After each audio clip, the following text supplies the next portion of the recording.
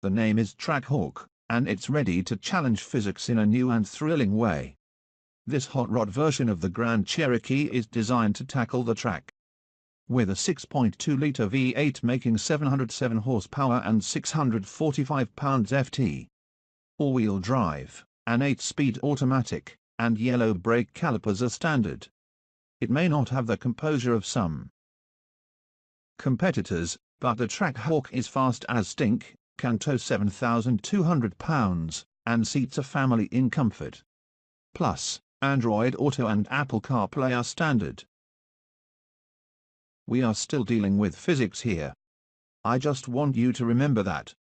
So says Erich Heuschele, manager of SAT Vehicle Dynamics, to the 20 or so writers he's about to turn loose on a racetrack in the Jeep Grand Cherokee Trackhawk. We're dealing with physics, sure, but also an earnest effort to defy them with equal parts horsepower and lunacy. 707 horsepower Jeep to anyone who hasn't been paying attention and they just wiggle a finger into an ear and squint at you.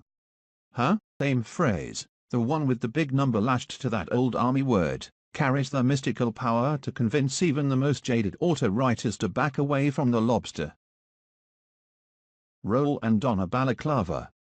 We did drive the maximum Jeep on public roads, but it says track right there in the name, so we also hit Club Motorsports, a New Hampshire club.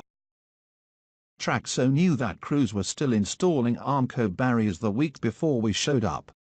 It's a 2.5-mile stairmaster that works its way up and down 250 feet of elevation. Change at a maximum 14% grade. Keeping his new Trackhawks from bending that fresh Armco is something about which Heuschele cares deeply. The topography, on the other hand, nobody's too worried about that. Few things flatten the hills quite like this much horsepower. Insane as it may be, the 707 horsepower Hellcat engine should at least be familiar by now.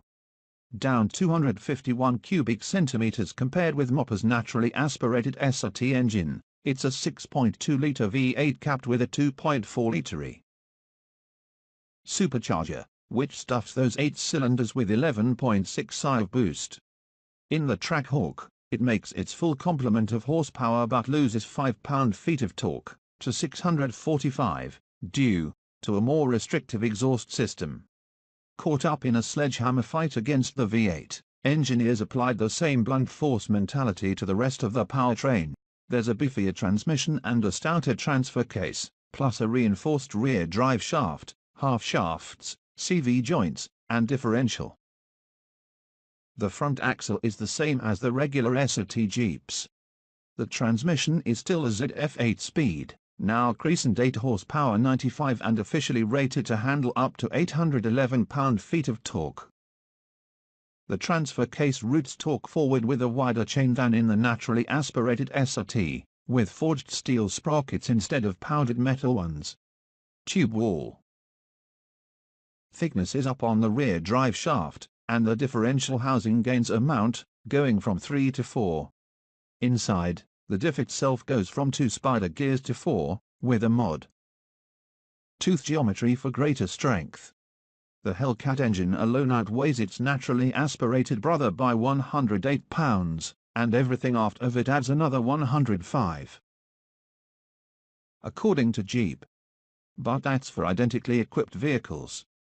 At 5,258 pounds, this Trackhawk actually weighs less than the last Grand Cherokee SRT we tested, at 5,291 pounds, which was equipped with a panoramic sunroof.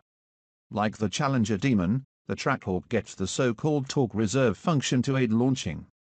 With launch control engaged and the Jeep brake torqued, this system cuts fuel to individual cylinders, allowing the engine to rev higher and the supercharger to build more boost, 6.4 psi as it sits at the line.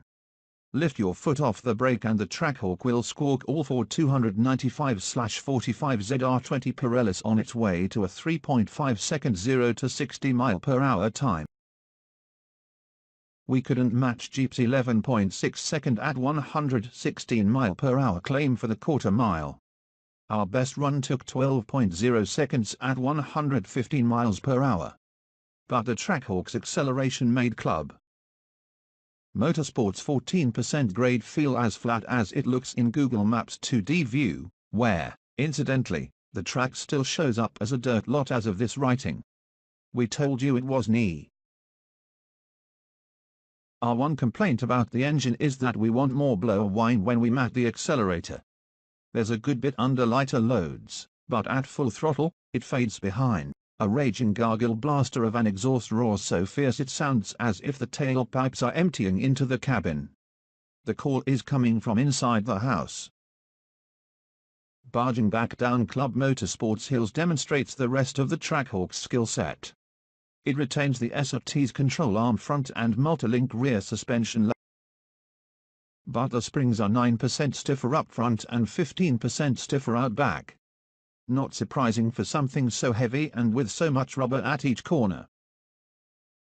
It's quite stable, a desirable trait on a course with lots of camber variances. But toe the brake and it'll rotate. Lay into the brake and it'll dance disconcert, even in a straight line. The steering is a touch slow but heavy enough for perceptible weight to bleed off as the nose starts to wash out. We half expected to find a fresh furrow plowed around our skid pad after the Trackhawk turned 0.89 grams, and 2.6-ton vehicles don't typically stop from 70 miles per hour in just 168 feet without at least one major impact. That figure could be even shorter if the Trackhawk weren't shy on clamping force. ABS never engaged no matter how hard we stomped the pedal. Describing his braking tests, Assistant Tech Editor David Beard pantomimed sliding under his lap belt with both feet reaching toward the bottom of the foot. At 15.7 inches, the Trackhawk's aluminium hat front rotors grow 0.8 inch over those on the naturally aspirated SRT Grand Cherokee. The rears, at 13.8 inches, remain the same. 6-piston front and 4-piston rear calipers are employed on both Sportutes, but the Trackhawks get a coat of yellow paint. Jeep hopes you like it, because it's what you get regardless of exterior color or wheel choice. Those yellow calipers are one of the Trackhawk's few exterior tells. Others include the deleted fog lights, their nest hollowed out for an oil cooler where the right one used to L, and a cold air intake at the former address of the left one. A new rear fascia accommodates the quad exhaust outlets. There's a subtle Trackhawk lower right corner of the liftgate and supercharged script below the Grand Cherokee lettering on the front doors. There are Trackhawk logos on the sill plates and the seats, a 200 mph speedometer, optimistic by only 20 ticks, and an available model-exclusive red and black interior. Rest of the cabin is standard SRT Grand Cherokee fare, spacious, with comfortable seating front and rear and a sizable cargo hold. There's a reason the Grand Cherokee is one of the best-selling SUVs in the country, and those 200,000 or so annual buyers aren't making bad decisions. At least in this case. While the Trackhawk's stiffer ride is noticeable on New England's bumpy country 2 lanes, it's not so harsh as to be a turn-off. But the Trackhawk offsets its 707 horsepower mating call with an unavoidable wart, its $86,995 base price. That's $17,905 more than what you'll pay to get a Hellcat in a Charger and $20,405 more than it costs in a Challenger. The Trackhawk is nearly as quick as both of those, and it's far more livable. Plus it'll tow 7,200 pounds, enough to let you the Hellcat of your choice along on a trailer, even if it's a spare Trackhawk. The hang-up comes when you start adding options and look at similarly priced performance SUVs. It's not hard to top $100,000 with a Trackhawk. No, the BMW X5M and the Mercedes-AMG GLE 63 don't have horsepower ratings starting with lucky number 7. But they're in the same performance ballpark and offer more polish and greater, if wholly different, prestige. Unless, of course, a buyer just wants the Hellcat Mania in a manageable package. At a price point and power level where reason has often left the building, that's something we actually can understand.